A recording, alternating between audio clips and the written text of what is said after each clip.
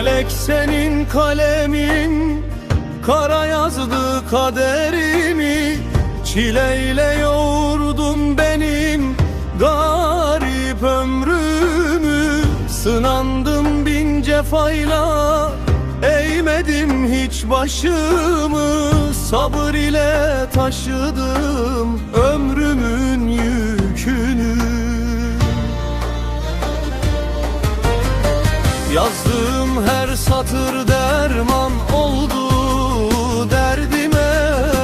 Bir nefes gibi düştü yorgun gönlüme. Dört duvar dar gelse de eğilmez bu başım. Sabır ile beklerim doğacak güneşi.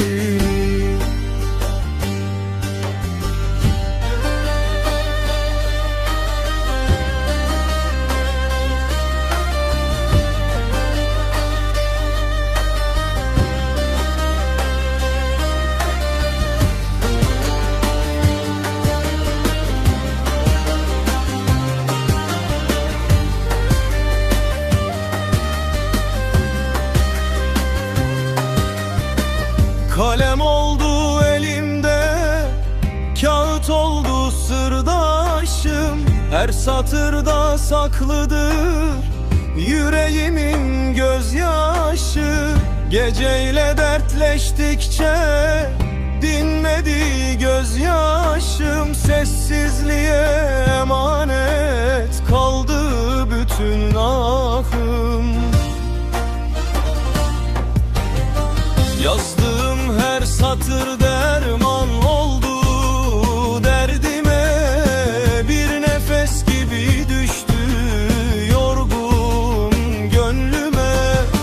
Dört duvar dar gelse de eğilmez bu başım. Sabır ile beklerim doğacak güneşi.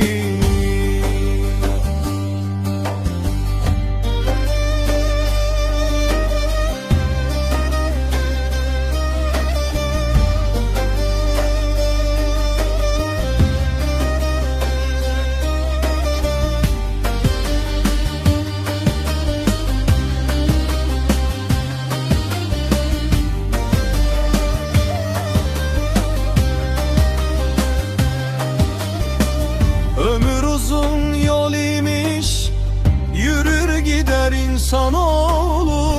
Ben de dertle büyüttüm garip geçen yılları. Felek ne yazsa yazsın umudumu silemez. Sabır ile yürürüm ömrümün yollarını. Dört duvar arasında geçse de ömrüm benim. Umudumu kaybetmem en büyük servetim. Felek çok çile verdi, bükemedi belimi.